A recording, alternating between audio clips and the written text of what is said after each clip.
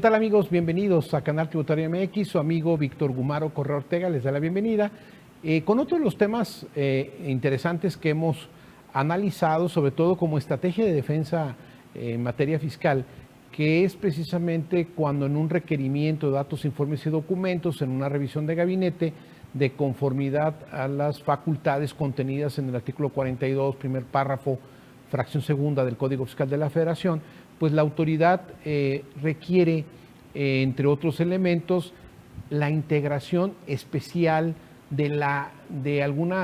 aspectos contables que está requiriendo y que de alguna manera pues, pueden implicar alguna ilegalidad por no estar contenidas pues en los términos del artículo 28 del Código Fiscal de la Federación, que refiere solamente a la presentación de libros, registros, sistemas de contabilidad que tenga el contribuyente y que deben de ser pues exhibidas en las facultades de comprobación que se llevan a cabo en la revisión de gabinete cuando pues se lleva a cabo en las oficinas de la autoridad, que esta es precisamente la naturaleza que tiene este tipo de facultad de comprobación, que pues en su procedimiento precisamente inicia con este requerimiento de datos, informes y documentos que se notifica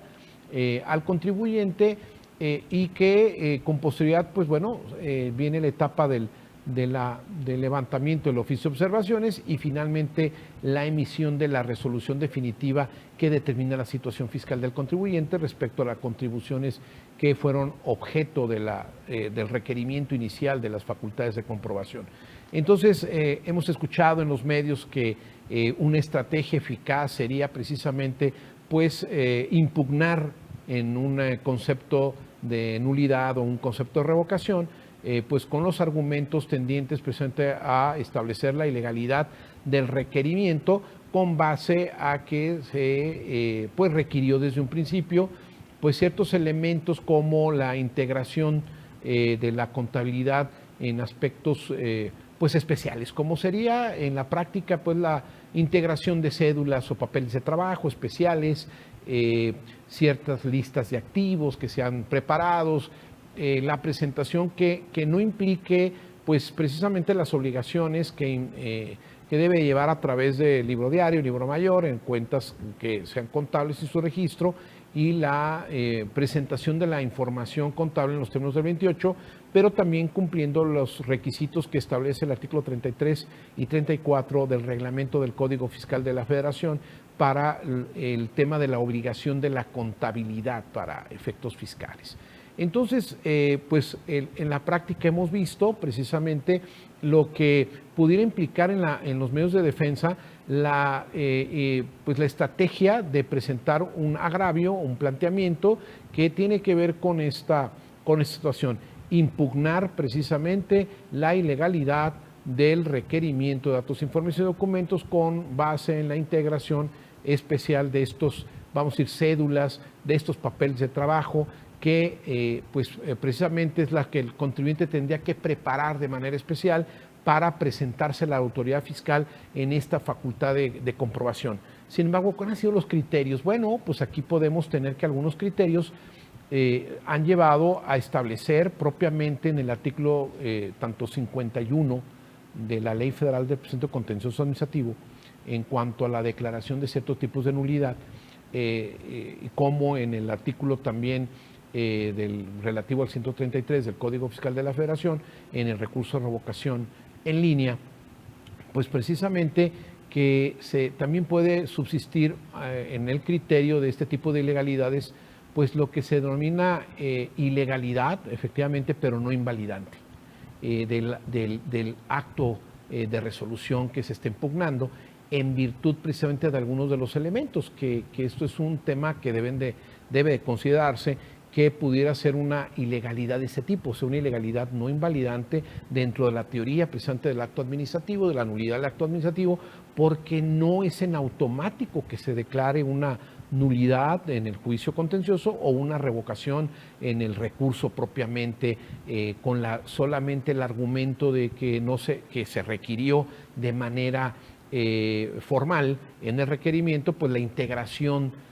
precisamente de información contable de manera esa integración especial a la que hacíamos alusión en cédulas o papeles de trabajo, que la autoridad misma pues lleva esa formalidad. ¿De qué depende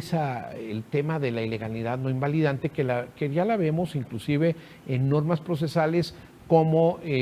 cuando establecíamos el tema del citatorio, cuando se convalida, cuando tenemos elementos de que existen vicios, pero recibe propiamente el representante legal del contribuyente, pues hablamos de algunos tipos de ilegalidad no invalidante. Y aquí sería la misma lógica que se sigue en el tema de defensa, es decir, que pudiera no prosperar el tema del agravio dependiendo las causas que tengamos propiamente, porque si el propio contribuyente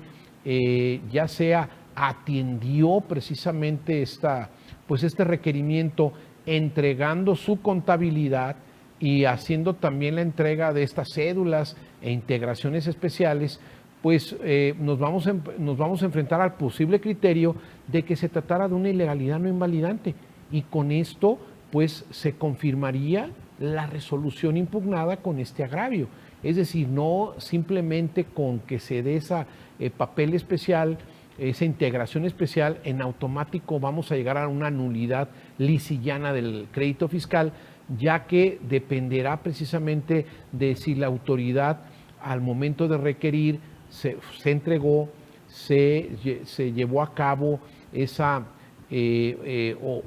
entrega, o hubo una omisión en la entrega, y de esta manera pues veríamos si trascendió a la defensa del particular y afectó precisamente pues la manera en que se valoró la resolución definitiva, que se considera precisamente el tópico principal, ¿no? La resolución, de qué manera resuelve o desestima o valora la información que fue entregada, y si esta es base de la liquidación para efectos fiscales. Entonces, sí debemos de considerar dentro de estas variantes los efectos e implicaciones que tiene este requerimiento, y no formalmente únicamente porque está requerido, pues nos vaya a implicar en automático una nulidad, sino la manera en que ésta se entregó. Si inclusive un contribuyente entregó su contabilidad sin observar esas integraciones especiales, pues estaríamos frente también a una ilegalidad no invalidante dentro de estos mismos criterios. Entonces, sí, dentro de esto debemos hacer en nuestros equipos de trabajo, en la defensa, precisamente el ejercicio de hacer análisis qué fue lo que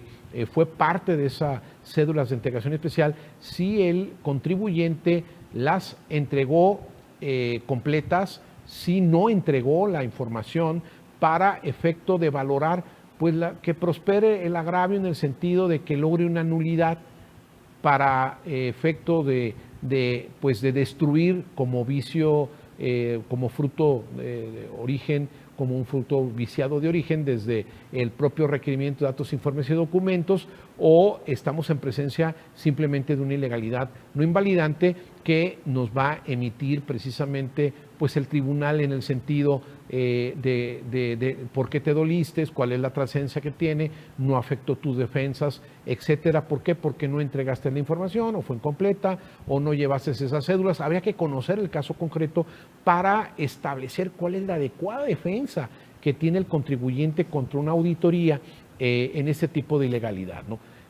Una estrategia importante, porque a partir del conocimiento de lo que ocurre